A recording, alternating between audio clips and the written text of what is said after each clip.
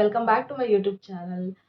Thank you guys. Actually ನನ್ನ last video ಒಳ್ಳೆ views ಬಂದಿದೆ. ಹಾಗಾಗಿ ಯಾರೆಲ್ಲ ನನಗೆ ಸಪೋರ್ಟ್ ಮಾಡಿದ್ದಾರೆ, ಯಾರೆಲ್ಲ ನನ್ನ ವಿಡಿಯೋನ ನೋಡಿದ್ದಾರೆ ಅವರಿಗೆಲ್ಲ ಥ್ಯಾಂಕ್ಸ್ನ ಹೇಳೋದಕ್ಕೆ ಇಷ್ಟಪಡ್ತೀನಿ. ಸ್ವಲ್ಪ ಜನ ಹೇಳ್ತಾ ಇದ್ದೀನಿ ನಿಮ್ಮ ವಿಡಿಯೋನ ಅಪ್ಲೋಡ್ ಮಾಡಿರೋ ನೋಟಿಫಿಕೇಶನ್ ನನಗೆ ಬರ್ತಾ ಇಲ್ಲ ಅನ್ನೋದು. ಅದೇನಾಗಿರುತ್ತೆ ಅಂದರೆ ನೀವು ವಿಡಿಯೋನ ಸಬ್ಸ್ಕ್ರೈಬ್ ಮಾಡಿರ್ತೀರ, ಬಟ್ ಬೆಲ್ ಐಕಾನ್ ಮೇಲೆ ಕ್ಲಿಕ್ ಮಾಡಿರಲ್ಲ. ಹಾಗಾಗಿ ನಿಮಗೆ ಯಾವುದೇ ವಿಡಿಯೋ ನಾನು ಅಪ್ಲೋಡ್ ಮಾಡೋ ವಿಡಿಯೋದ ನೋಟಿಫಿಕೇಶನ್ ನಿಮಗೆ ಬರಲ್ಲ. ಸೊ ಆದಷ್ಟು ನಾನು ರಿಕ್ವೆಸ್ಟ್ ಮಾಡ್ಕೊಳ್ಳೋದು ಏನಂದರೆ, ಯಾರೆಲ್ಲ ಸಬ್ಸ್ಕ್ರೈಬ್ ಮಾಡಿದಿರೋ ಪ್ಲೀಸ್ ಹೋಗ್ಬಿಟ್ಟು ಒಂದ್ಸಲ ಚೆಕ್ ಮಾಡಿ ನೀವು ಬೆಲ್ ಐಕಾನ್ ಮೇಲೆ ಕ್ಲಿಕ್ ಮಾಡಿದಿರೋ ಇಲ್ಲೋ ಅಂತ. ಸೊ ಯಾರೆಲ್ಲ ಮಾಡಿಲ್ಲ ದಯಮಾಡಿ ಮಾಡಿ ಅಂತ ಕೇಳ್ಕೊತೀನಿ. ಹಾಗೆ ನನ್ನ ಈ ಚಾನಲ್ನ ಹೊಸದಾಗಿಂದ ಯಾರಾದರೂ ನೋಡ್ತಾ ಇದ್ದರೆ ಪ್ಲೀಸ್ ಆದಷ್ಟು ಸಬ್ಸ್ಕ್ರೈಬ್ ಮಾಡಿ ಮತ್ತು ಸಪೋರ್ಟ್ ಮಾಡಿ ಅಂತ ಕೇಳ್ಕೊತೀನಿ. ಹಾಗೆ ನಾನು ವೇರ್ ಮಾಡಿರೋಂಥ ಔಟ್ಫಿಟ್ ಬಂದುಬಿಟ್ಟು ಆನ್ಲೈನಲ್ಲಿ ಪರ್ಚೇಸ್ ಮಾಡಿರೋದು AASK ಬ್ರ್ಯಾಂಡು. ತುಂಬ ಚೆನ್ನಾಗಿದೆ ಕ್ವಾಲಿಟಿ ವೈಸು ಆ್ಯಂಡ್ ಕಂಫರ್ಟ್ ಕೂಡ ಇದೆ. ಸೊ ಯಾರಿಗೆಲ್ಲ ಈ ಥರ ಫ್ರಾಕ್ಸು ನೀ ಲೆಂತ್ ಹಾಕೊಳ್ಳೋಕೆ ಇಷ್ಟ ಆಗುತ್ತೋ, ಸೊ ನಿಮ್ಗೇನಾದರೂ ಲಿಂಕ್ ಏನಾದರೂ ಬೇಕಾದರೆ ನನಗೆ ಕಮೆಂಟ್ ಮಾಡಿ ಅಂತ.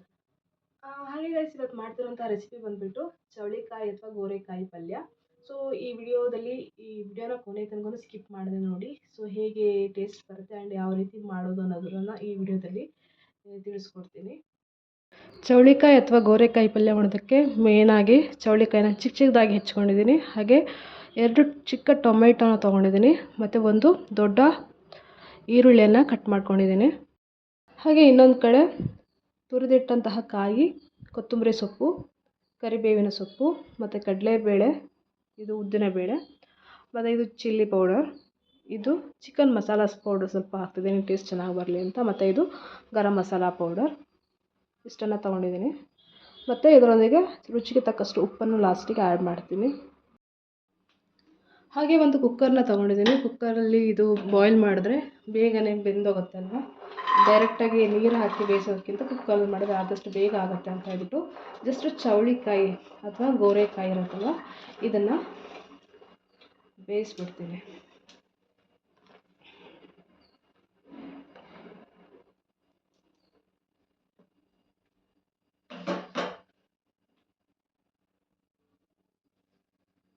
ಸ್ವಲ್ಪ ರುಚಿಗೆ ಉಪ್ಪು ಎಷ್ಟಾಗುತ್ತೋ ಅಷ್ಟು, ತುಂಬ ಹಾಕೋಕೆ ಹೋಗ್ಬಿಡಿ, ಸ್ವಲ್ಪ ಇಟ್ಕೊಂಡಿರಿ, ಆಮೇಲೆ ಸ್ವಲ್ಪ ಆ್ಯಡ್ ಮಾಡ್ಬೋದು ಲಾಸ್ಟ್ಗೆ. ಹಾಗೆ ಒಂದು ಅರ್ಧ ಚಮಚದಷ್ಟು ಅರಿಶಿಣದ ಪುಡಿ. ಸೊ ಹಾಗಾಗಿ ನಾನು ಮತ್ತೆ ಅರಿಶಿಣದ ಪುಡಿನ ಆ್ಯಡ್ ಮಾಡಲ್ಲ ಆಮೇಲೆ.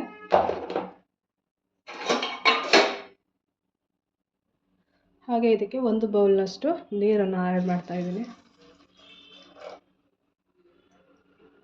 ಸೊ ನೋಡಿ, ಇಷ್ಟು ನೀರು ಹಾಕಿದ್ರೆ ಸಾಕು. ಹಾಗೆ ಲಿಡ್ಡನ್ನು ಕ್ಲೋಸ್ ಮಾಡಿಬಿಟ್ಟು ಗ್ಯಾಸ್ನ ಆನ್ ಮಾಡ್ತೀನಿ. ಸೊ 1 ವಿಷಲ್ ಆಗೋ ತನಕನೂ ಇದನ್ನು ಕುಕ್ಕರಲ್ಲಿ ಬಾಯ್ಲ್ ಮಾಡಬೇಕು. 1 ವಿಷಲ್ ಆದಮೇಲೆ ಬಂದ್ ಮಾಡಬೇಕು.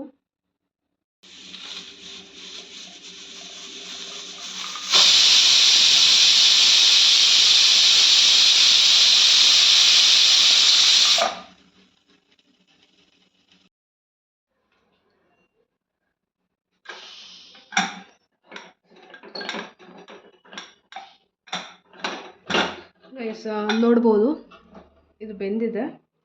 ಸೊ 1 ವಿಷಲ್ ಹಾಕಿಸ್ಬೇಕು ಅಷ್ಟೇ, ಯಾಕಂದರೆ ಮತ್ತೆ ನಾವು ಆಮೇಲೆ ಮತ್ತೆ ಫ್ರೈ ಮಾಡ್ತೀವಲ್ವ, ಬೇಯ್ಕೊಳ್ಳುತ್ತೆ. ಸೊ ಗೈಸ್, ನಾನಿಲ್ಲಿ ನಾನ್ ಸ್ಟಿಕ್ ತವಾನ ತೊಗೊಂಡಿದ್ದೀನಿ. ಸೊ ಫಸ್ಟಿಗೆ ಎಣ್ಣೆ ಹಾಕ್ಕೊತೀನಿ.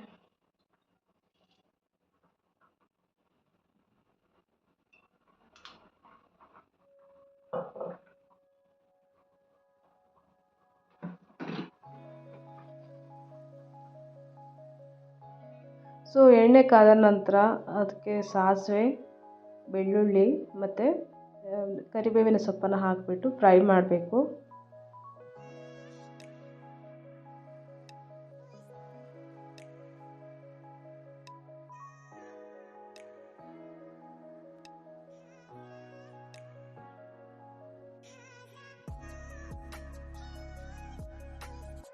ಸೊ ನೆಕ್ಸ್ಟು ಈರುಳ್ಳಿಯನ್ನು ಆ್ಯಡ್ ಮಾಡ್ಕೋಬೇಕು.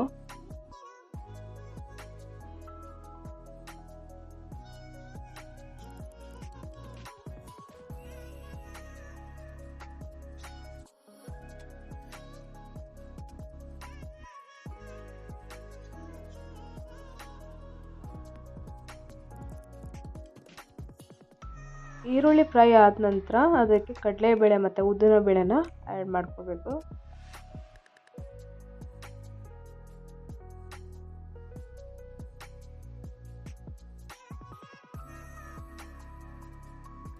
ಆ್ಯಂಡ್ ಇವಾಗ ಇದಕ್ಕೆ ಟೊಮೆಟೊನ ಆ್ಯಡ್ ಮಾಡ್ಕೋಬೇಕು.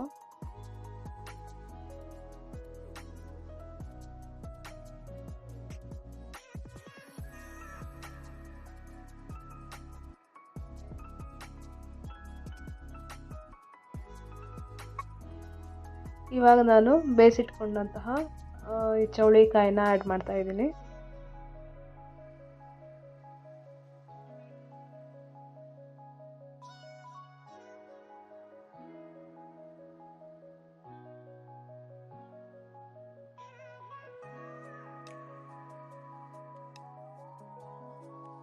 ಸೊ ಇದಕ್ಕೆ ನಾವು chilli powder, chicken masala powder ಮತ್ತು ಗರಂ ಮಸಾಲಾನ ಮಿಕ್ಸ್ ಮಾಡಬೇಕು.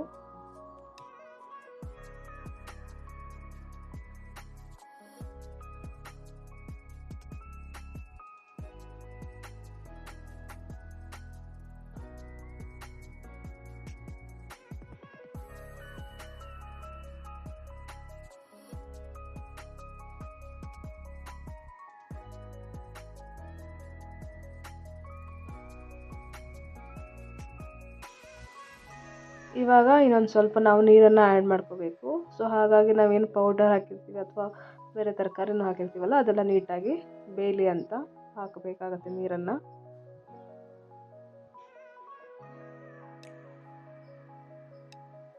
ಸೊ ಇದಾದಮೇಲೆ ಕೊಬ್ಬರಿ ತುರಿಯನ್ನು ಹಾಕಬೇಕು ಮತ್ತು ಕೊತ್ತಂಬರಿ ಸೊಪ್ಪನ್ನು ನಾವು ಕಟ್ ಮಾಡಿ ಇಟ್ಕೊಂಡಿರ್ತೀವಲ್ಲ ಎಲ್ಲ ನೀಟಾಗಿ ಆ್ಯಡ್ ಮಾಡಬೇಕು. ಇನ್ನೊಮ್ಮೆ ಎಲ್ಲನೂ ಸೇರಿಸಿ ಮಿಕ್ಸ್ ಮಾಡಬೇಕಾಗತ್ತೆ.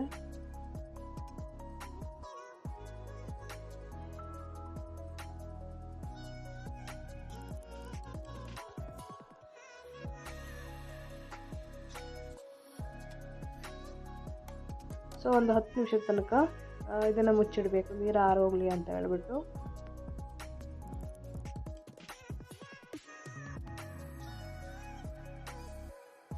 ಸೊ ಒಂದು 10 ನಿಮಿಷ ಆದಮೇಲೆ ಮತ್ತೆ ಓಪನ್ ಮಾಡಿ ನೀರೆಲ್ಲ ಆರಿದೆಯೋ ಇಲ್ಲ ಅಂತ ಚೆಕ್ ಮಾಡಬೇಕು. ಇಲ್ಲಾಂದರೆ ತಳ ಹಿಡ್ಕೊಂಬಿಡತ್ತಲ್ವ, ಹಾಗಾಗಿ ಸೊ ನಾನು ಅಲ್ಲೇ ಮತ್ತು ಟೇಸ್ಟು ಸರಿಯಾಗಿದೆಯಾ ಅಂತ ಚೆಕ್ ಮಾಡ್ತಾಯಿದ್ದೀನಿ. ಉಪ್ಪು ಬೇಕಾದರೆ ಏನಾದರೂ ಆ್ಯಡ್ ಮಾಡಬೇಕಾ ಅಂತ. ಹಾಗೆ ಉಪ್ಪು ಸ್ವಲ್ಪ ಕಡಿಮೆ ಆಗಿತ್ತು, ಹಾಗಾಗಿ ನಾನು ಉಪ್ಪನ್ನು ಆ್ಯಡ್ ಮಾಡ್ತಾಯಿದ್ದೀನಿ.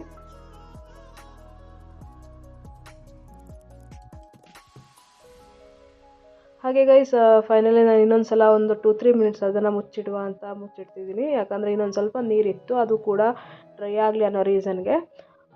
ಸೊ ಇವಾಗ ನೋಡಿ ಇಲ್ಲಿ ಕಂಪ್ಲೀಟಾಗಿ ನೀರು ಡ್ರೈ ಆಗಿದೆ. ಸೊ ಹಾಗೆ ನಾವು ಓಪನಲ್ಲೇ ಇಟ್ಕೊಂಡು ಇನ್ನೊಂದು ಸ್ವಲ್ಪ ತಿರುಗ್ತಾ ಇದ್ದರೆ ಅದು ಇದ್ದಂಥ ನೀರು ಕೂಡ ಡ್ರೈ ಆಗಿಬಿಡತ್ತೆ. ಸೊ ನಾನು ಹಾಗೆ ಮಾಡಿದೆ. ಸೊ ಫೈನಲಿ ಗೈಸ್ ಪಲ್ಯ ರೆಡಿ ಆಗಿದೆ. ಸೊ ಇಷ್ಟೇ, ತುಂಬ ಈಸಿಯಾಗಿದೆ ಮಾಡೋದು. ನಾನು ಕೂಡ ಇದನ್ನು ಒಂದು ವಿಡಿಯೋ ನೋಡಿಬಿಟ್ಟು ಟ್ರೈ ಮಾಡಿದೆ. ಸೊ ಮಾಡೋಕ್ಕಂತೂ ತುಂಬ ಈಸಿ ಇದೆ.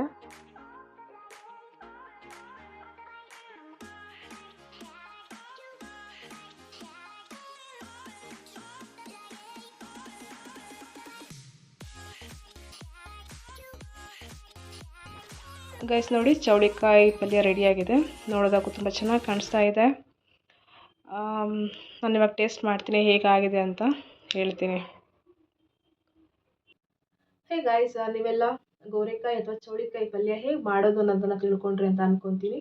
ಟೇಸ್ಟ್ ಅಂತೂ ತುಂಬ ಚೆನ್ನಾಗೇ ಬಂದಿತ್ತು. ಹಾಗೆ ಇದನ್ನು ವಾರಕ್ಕೆ 1 ಬಾರಿ ಆದರೂ ನೀವು ಮಾಡ್ಕೊತೀನಿ. ಸೊ ಪಲ್ಯನೇ ಮಾಡಬೇಕು ಅಂತಿಲ್ಲ, ಏನಾದರೂ ಬೇರೆ ರೆಸಿಪಿಯನ್ನು ಕೂಡ ನೀವು ಮಾಡಿ. ಹಾಗೆ ಇದರಿಂದ ಆಗುವಂಥ ಕೆಲವೊಂದು ಪ್ರಯೋಜನಗಳನ್ನು ನಾನು ತಿಳ್ಕೊಂಡಿದ್ದೀನಿ. ಆ್ಯಂಡ್ ಅದರ ಬಗ್ಗೆ ನಿಮಗೂ ಕೂಡ ನಾನು ಇಲ್ಲಿ ಹೇಳೋದಕ್ಕೆ ಇಷ್ಟಪಡ್ತೀನಿ. ಇದರಲ್ಲಿ ಸಾಕಷ್ಟು ಪ್ರಮಾಣದಲ್ಲಿ ಪ್ರೋಟೀನ್, ಕ್ಯಾಲ್ಸಿಯಂ ಮತ್ತು ಫಾಸ್ಫರಸ್ ಇರೋದ್ರಿಂದಾಗಿ ಇದು ಮೂಳೆಗಳಿಗೆ ಒಳ್ಳೆಯ ಪೌಷ್ಟಿಕ ಸತ್ವವನ್ನು ಕೊಡುತ್ತೆ ಅಂತ ಹೇಳ್ಬೋದು. ಹಾಗೆ ಮಧುಮೇಹ ಇರೋರಿಗೆ ದೇಹದಲ್ಲಿ ಇನ್ಸುಲಿನ್ ಉತ್ಪತ್ತಿಯನ್ನು ನಿರ್ವಹಣೆ ಮಾಡೋದಕ್ಕೂ ಕೂಡ ಇದು ಸಹಾಯ ಆಗುತ್ತೆ. ಹಾಗೆ ಇನ್ನೊಂದು ಸಕ್ಕರೆ ಕಾಯಿಲೆ ಇರೋರಿಗೆ ಕೂಡ ಇದು ತುಂಬ ಒಳ್ಳೆಯ ಆಹಾರ ಅಂತಲೇ ಹೇಳ್ಬೋದು. ಯಾಕಂದರೆ ಇದರಲ್ಲಿ ನಾರಿನ ಅಂಶ ಇರೋದ್ರಿಂದಾಗಿ ಅವರಿಗೆ ಇದು ಕೊಡೋದಕ್ಕೆ ಒಳ್ಳೆಯದು ಅಂತ. ಹಾಗೆ ಗೈಸ್, ನಿಮಗೆ ಈ ವಿಡಿಯೋದಲ್ಲಿ ತುಂಬ ಇನ್ಫಾರ್ಮೇಷನ್ ಸಿಕ್ಕಿದೆ ಅಂತ ಅನ್ಕೊತೀನಿ. ಸೊ ಇದು ನಿಮಗೆ ಹೆಲ್ಪ್ ಆಗುತ್ತೆ ಅಂತಲೂ ತಿಳ್ಕೊಂಡಿದ್ದೀನಿ. ಸೊ ಆದಷ್ಟು ನನ್ನ ಚಾನಲ್ನ ಯಾರೆಲ್ಲ ನೋಡ್ತಾ ಇದ್ದೀರೋ ನೀವೆಲ್ಲ ಸಬ್ಸ್ಕ್ರೈಬ್ ಮಾಡಿ ಪ್ಲೀಸ್. ಸೊ ನೀವು ಸಬ್ಸ್ಕ್ರೈಬ್ ಮಾಡಿದಷ್ಟು ಜಾಸ್ತಿ ನನಗೆ ಹೆಚ್ಚಿನ ವಿಡಿಯೋ ಮಾಡೋದಕ್ಕೆ ಬೂಸ್ಟ್ ಕೊಟ್ಟಂಗೆ ಆಗುತ್ತೆ. ಹಾಗೆ ನಾನು ಈ ವಿಡಿಯೋನ ಇಲ್ಲಿಗೆ ಎಂಡ್ ಮಾಡ್ತಾ ಇದ್ದೀನಿ. ಮತ್ತು ಈ ವಿಡಿಯೋ ಯಾರಿಗೆಲ್ಲ ಇಷ್ಟ ಆಗಿದೆ ಪ್ಲೀಸ್ ಲೈಕ್, ಶೇರ್ ಮತ್ತು ಕಮೆಂಟ್ ಮಾಡಿ. ಹಾಗೆ ನಿಮಗೆ ಗೊತ್ತಿರೋರಿಗೆ ಆದಷ್ಟು ಶೇರ್ನ ಕೂಡ ಮಾಡಿ ಅಂತ ಕೇಳ್ಕೊತೀನಿ. Thank you.